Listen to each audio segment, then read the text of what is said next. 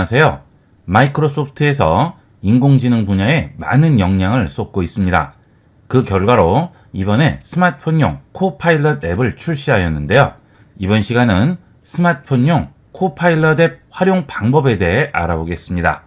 코파일럿 앱은 구글 플레이 스토어에서 코파일럿으로 검색하시면 마이크로소프트 코파일럿이라고 있죠. 이 앱을 설치하시면 되겠습니다. 코파일럿 앱 실행합니다. 그 다음 이 상태에서 그대로 이용하셔도 되겠지만 좀 더 긴 답변을 요한다든지 보다 빠르게 이용하시려면 로그인을 해서 이용을 하셔야 좀 더 편리하게 이용할 수 있습니다. 자, 로그인 하도록 하겠습니다. 계정이 없으신 분은 로그인 버튼을 눌러서 간단하게 계정을 생성하시면 되겠습니다. 스마트폰용 코파일럿 앱의 장점은 GPT 4.0을 이용을 할 수 있는 거죠. 자, 물론 GPT 4.0을 이용하게 되면 속도는 약간 느려지게 됩니다. 하지만 가장 최신 기능인 GPT-4를 이용할 수 있다는 장점이 있습니다. 자, GPT-4를 체크해 보도록 하겠습니다. 그 다음 아래쪽에 입력창을 보시게 되면 카메라 모양과 마이크 모양이 있죠. 입력창에 직접 입력을 해서 질문을 하셔도 되겠지만 마이크 버튼을 눌러서 음성으로 질문을 할 수도 있습니다. 마이크 버튼을 이용을 해서 음성으로 질문을 할 경우에는 결과도 음성으로 말을 해주게 되겠죠. 자, 간단하게 질문을 해보도록 할까요? 너는 누구야? 안녕하세요. 저는 빙이라고 합니다. 저는 웹 검색, 이미지 생성, 콘텐츠 작성 등 다양한 기능을 가진 채팅 모드입니다. 자, 이렇게 음성으로 질문한 내용에 대해서는 음성으로 답변을 해주게 되겠죠. 만약 음성으로 답변하는 중에 주위에서 답변하는 음성을 듣는 것이 싫을 경우에는 파형 나오는 부분을 터치해 주시면 소리는 꺼지게 됩니다. 그리고 텍스트 답변은 그대로 나오게 되겠죠. 그 다음은 서울의 역사적인 장소를 소개하는 영상의 스크립트를 만들어 달라고 해보도록 하겠습니다. 서울의 역사적인 장소를 소개하는 영상의 스크립트를 만들어 주세요. 안녕하세요. 이번에는 서울의 역사적인 장소를 소개하는 영상에 대한 스크립트를 만들어 보겠습니다. 자, 지금 음성 버튼을 껐죠. 자, 그래도 계속 답변은 나오고 있습니다. 음성만 나오지 않는 거죠. 자, 전부 완성이 됐는데요. 서울은 한국의 수도로 오랜 역사와 문화가 공존하는 독특한 도시입니다. 라고 시작해서 긴 문장을 만들어 줬습니다. 자, 이런 스크립트를 이용을 해서 얼마든지 영상을 찍을 수가 있을 정도로 자세한 내용의 스크립트를 만들어줬죠. 자, 기존 챗 GPT나 다른 AI들은 이 정도로 긴 내용까지 만들어주지는 않았는데요. GPT 4.0이 되면서 좀 더 디테일한 내용들을 이런 식으로 만들어주게 됩니다. 자, 그 다음은 기존 인공지능 챗봇들의 경우에는 한국에 대한 내용들은 약간씩 틀리게 나오는 경우가 많았었는데요. 이번에는 어떤지 GPT-4로 알아보도록 할까요? 지능왕에 대해서 알려주세요. 지능왕은 신라의 제24대 국왕으로 540년부터 576년까지 재위하였습니다. 자, 설명이 전부 끝났는데요. 상당히 긴 내용으로 만들어주게 됩니다. 기존 챗 GPT와는 완전히 다른 결과물을 보여주고 있습니다. 신라 24대 국왕으로 540년부터 576년까지 재위했다고 하고요. 불교를 진흥하고 화랑도 창설하고 한강유역, 낙동강유역을 점령해서 신라의 삼국통일 기틀을 마련했다고 하죠. 자, 그 다음에 그 뒤에 숫자가 붙어 있는데요. 아래쪽으로 내려가면 자세한 정보라고 있고 이 부분을 눌러주시면 이 내용들이 발췌된 곳이 어딘지 전부 나오게 됩니다. 자, 이 부분들의 내용을 참고해서 만들어진 거죠. 정확한 출처가 있기 때문에 좀 더 신빙성이 있는 결과물을 확인할 수 있습니다. 자, 예를 들어 경주 지능왕릉에 봉안되었다고 하죠. 3번을 참고했다고 하네요. 자, 3번 터치하겠습니다.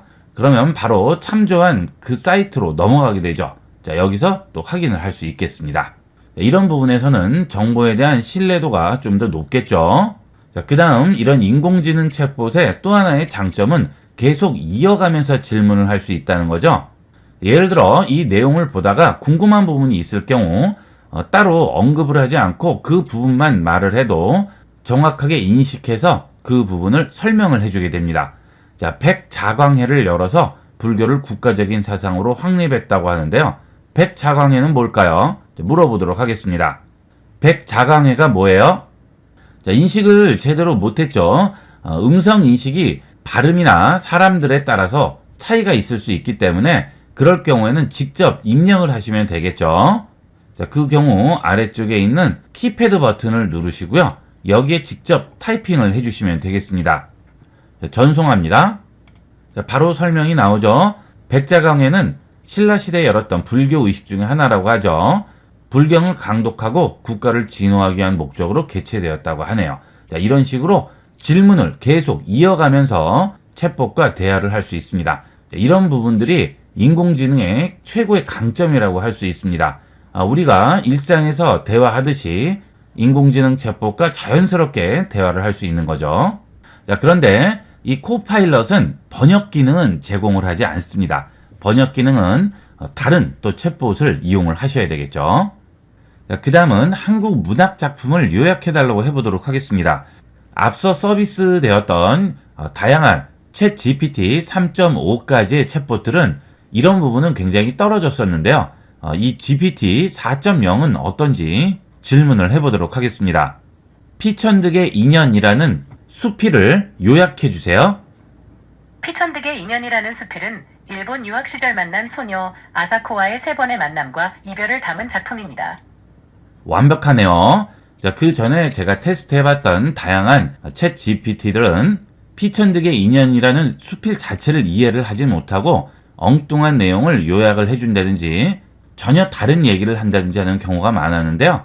이 코파일럿에서는 완벽하게 요약을 해주고 있습니다. 자, 이번에는 좀 더 복잡한 내용을 물어보도록 할까요? 이번에 블로그를 운영하려고 하는데 어떤 주제로 블로그를 운영하면 좋을지 알려주세요. 안녕하세요. 이것은 빙입니다. 블로그를 운영하시려는 분들께 도움이 되고자 몇 가지 블로그 주제를 추천해 드리겠습니다. 블로그 주제를 선택할 때는 다음과 같은 요소들을 고려해 보세요. 자, 전부 완성을 해줬네요. 블로그 주제를 선택할 때 고려해야 될 요소들을 보여주고 있고요. 주제의 예시에 대해서도 알려주고 있습니다. 자, 이런 식으로 상당히 구체적이고 자세하게 알려주고 있죠. 실제 이런 내용으로 만들지는 않더라도 만들 때 많은 참고를 할 수 있고 도움을 받을 수 있을 것 같습니다. 그리고 아래쪽에 해당 내용에 대한 이어가는 질문들이 나오고 있죠. 이런 내용들을 이용하면 그 다음 질문을 이어갈 때도 많은 도움을 받을 수가 있겠습니다. 자, 그 다음 여기 있는 플러스 버튼을 눌러서 새로운 주제로 대화를 이어갈 수 있겠죠. 이렇게 새 토픽을 이용하지 않을 경우 질문을 하면 기존 질문에 이어서 답을 하기 때문에 새로운 주제의 질문을 정확하게 답변을 해줄 수 없는 경우가 있습니다. 그래서 주제가 바뀔 경우에는 반드시 새 토픽을 누르고 질문을 해주셔야 되겠어요. 그 다음은 시간 관계상 제가 보여드리지는 못했지만 세계 정세라든지 앞으로의 경제 전망, 우리나라의 정치 현황이라든지 대북 관계라든지 대중, 대미 관계라든지 이런 내용들에 대해서도 상당히 디테일하고 자세하게 설명을 해줬습니다. 그리고 객관적으로 설명을 해줬어요. 그런 내용들은 한두 군데에서 발췌한 내용으로 보여주는 것이 아니고요. 다양한 곳에서 참고한 내용을 정리를 해서 보여주는 것이기 때문에 생각보다 상당히 정확하게 보여주고요. 가끔은 통찰력 있는 그런 시선도 느낄 수가 있었습니다. 자, 여러분도 그런 깊이 있는 주제에 대해서도 한번 질문을 해보도록 하세요. 자, 그 다음은 여기 있는 카메라 버튼을 이용을 해서 이미지로 질문을 할 수도 있습니다. 자, 카메라 버튼을 누르시면 직접 사진을 찍을 수도 있고 갤러리에서 사진을 가져올 수도 있죠. 앱 사용 중에만 허용합니다. 자, 사진을 직접 찍을 수도 있는데요. 여기 있는 갤러리로 가서 스마트폰에 저장된 사진을 가져와 보도록 하겠습니다. 허용합니다. 갤러리로 들어갑니다. 자, 책을 찍어 놓은 사진이 있는데요. 이걸 선택한 다음 써있는 내용을 텍스트로 변환해 달라고 해보도록 하겠습니다. 텍스트로 바꿔줘 라고 했습니다. 전송합니다. 이미지에 있는 텍스트를 한국어로 바꿔준다고 하죠. 소리 없이 특정한 소리는 말처럼 기억에 오래 남는다 라고 나오네요. 자, without silence 맞습니다. 그쵸? 이렇게 사진을 올리고 그 사진의 텍스트를 한글로 번역을 해줄 수도 있습니다. 자, 다시 카메라 버튼 누르고요. 이번에는 갤러리에서 꽃 사진을 선택한 다음 그게 어떤 꽃인지 물어보도록 할까요? 자, 선택합니다. 자, 이렇게 새로운 주제에 대해서 질문을 할 경우에는 앞서 말씀드린 대로 새 주제를 누르신 다음 질문을 하셔야 되겠죠. 자, 그렇지 않으면 앞선 주제와 연결이 돼서 엉뚱한 대답이 나올 수가 있습니다. 이 사진의 꽃은 무엇인가요? 안녕하세요. 이것은 빙입니다. 저는 꽃을 구별하는 데 도움을 드릴 수 있습니다. 사진에 있는 꽃은 자, 대답이 끝났죠? 사진에 있는 꽃은 프라레네시스 아프로디테라고 하네요. 대만과 필리핀에서 자생하는 난초 한 종류라고 하고요. 하얀색이나 분홍색 꽃잎을 가지고 있다고 하죠. 자, 그리고 그 사진에 대한 정보는 다음 링크를 확인하라고 합니다. 그리고 관련된 정보도 보여주게 되죠. 자, 이런 식으로 식물도 검색을 할 수 있고요. 당연히 동물도 검색이 되겠죠. 자, 다시 갤러리로 들어가서 이번에는 동물을 찾아볼까요? 자, 여기 있는 새를 한번 물어보도록 하겠습니다. 질문하기 전에 반드시 새 토픽을 눌러서 새로운 주제로 넘어가셔야 됩니다. 그렇지 않고 바로 이어서 질문하게 되면 기존에 물었던 꽃에 대한 질문에 답을 줄 수도 있습니다. 자, 새로운 토픽 누르고요. 자, 이번에는 텍스트로 질문을 해볼까요? 전송합니다. 자, 이 새의 이름을 물어봤죠. 이 사진에 있는 새는 민물 가마우지라고 합니다. 자, 답을 해줬네요. 자, 민물 가마우지라고 하죠. 이 민물 가마우지에 대한 설명도 나오고 있고요. 어디서 찍은 것 같다는 이런 정보까지 나오고 있습니다. 그리고 출처도 보여주고 있죠. 자, 이런 식으로 생활 전반에서 필요한 내용들을 마치 비서에게 물어보듯이 인공지능에게 질문하고 대답을 받을 수가 있습니다. 영화에서 보던 개인이 휴대하고 다닐 수 있는 인공지능 비서를 이제 스마트폰에 들여올 수 있게 되었죠. GPT가 점점 버전이 업그레이드 되면서 성능도 향상되고 있고요. 정보의 정확도도 높아지고 있습니다. 여러분도 많이 활용을 해보시고 미래를 준비하도록 하세요. 이번 시간은 여기까지 하도록 하겠습니다. 감사합니다.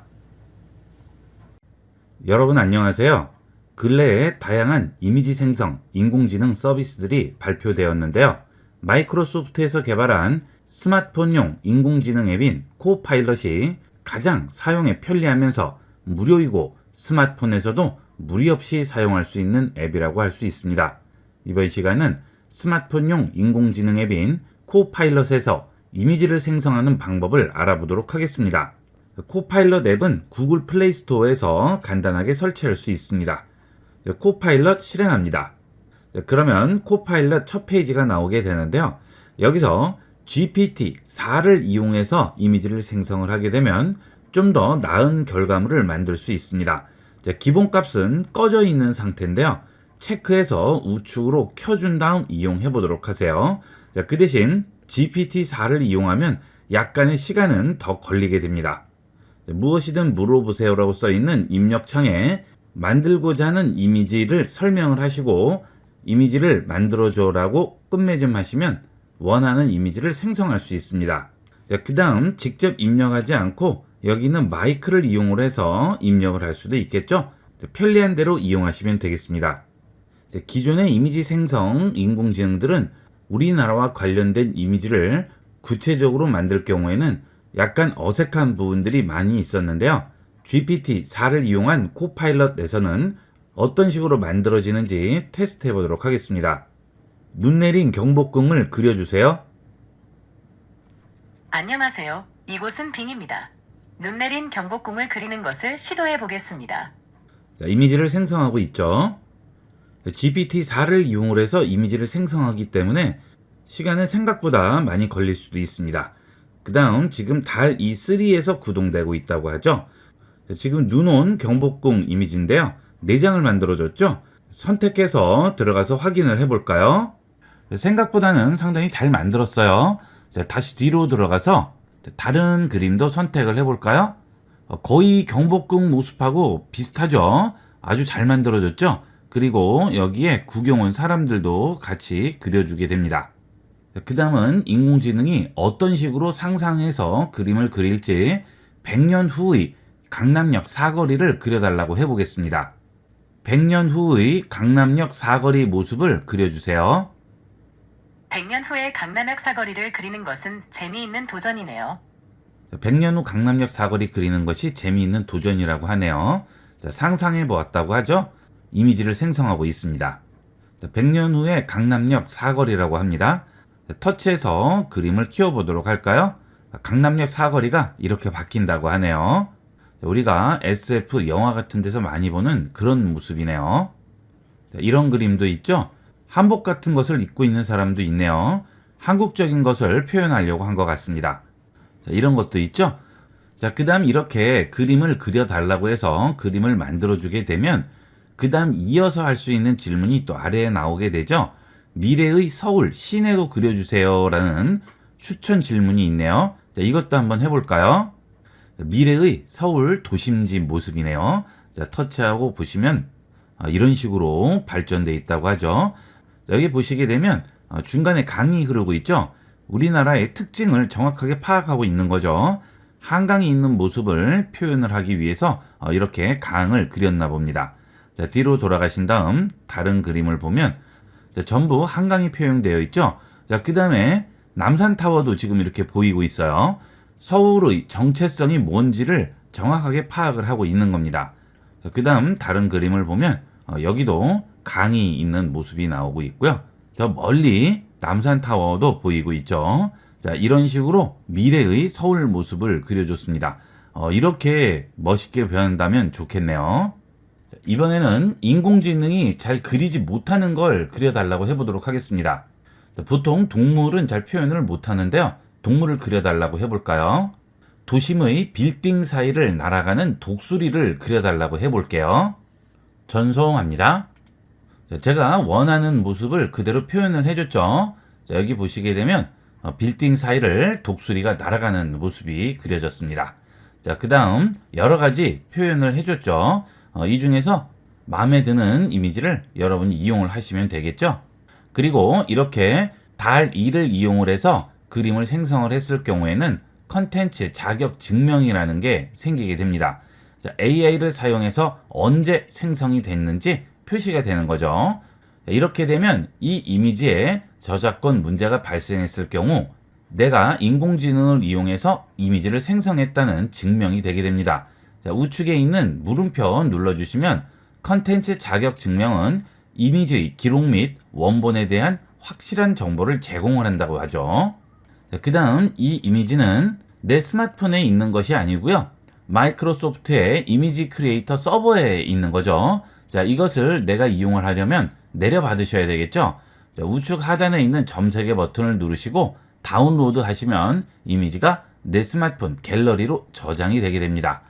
그 다음 공유 버튼을 누르시면 내가 원하는 사람에게 이 이미지의 링크를 공유할 수가 있죠. 복사하신 다음 카카오톡이나 메시지로 이 링크를 보내주시면 상대편도 이미지를 확인할 수 있습니다. 이번에는 추상적인 그림을 그려달라고 해보겠습니다.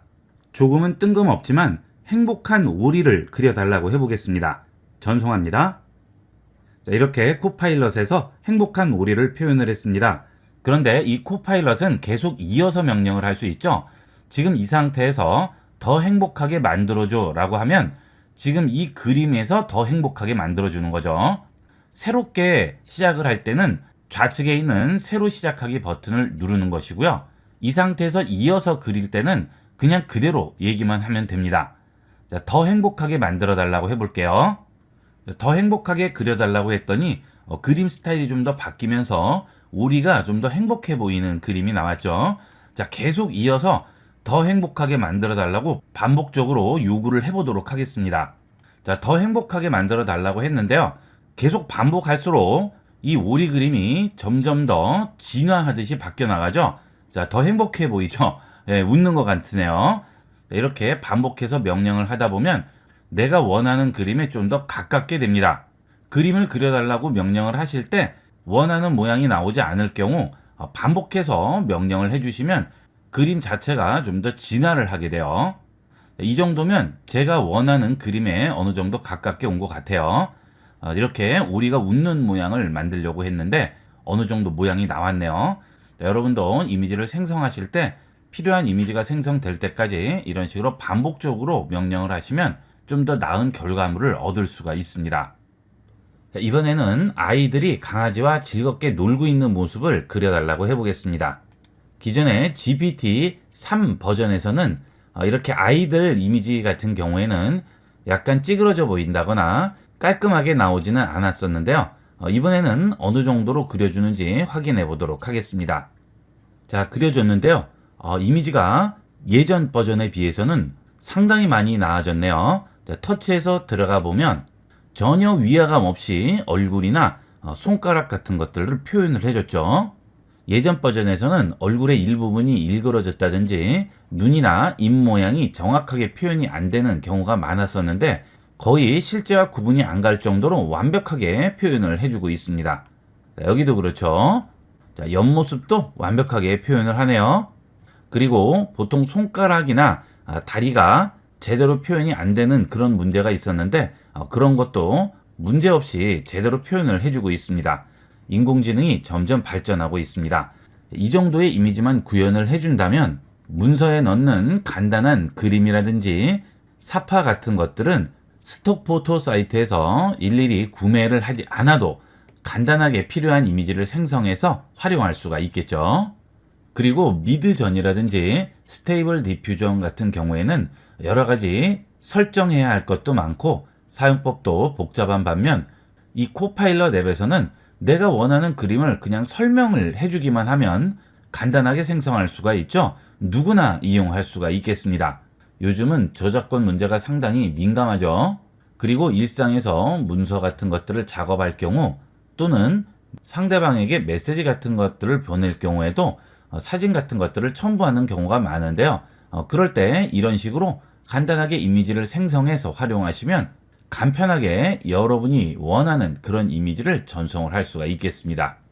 이 코파일럿 앱에서 이미지를 생성하는 것은 입력창 터치하신 다음 타이핑만 하실 수 있으면 누구나 만들 수 있으니까 여러분도 많이 활용해 보도록 하세요. 자, 하나 명심하실 것은 좀 더 자세히 설명할수록 결과물도 내가 원하는 결과물을 제대로 만들 수가 있겠죠. 그것만 명심하시고 이용하시면 되겠습니다. 이번 시간은 여기까지 하도록 하겠습니다. 감사합니다.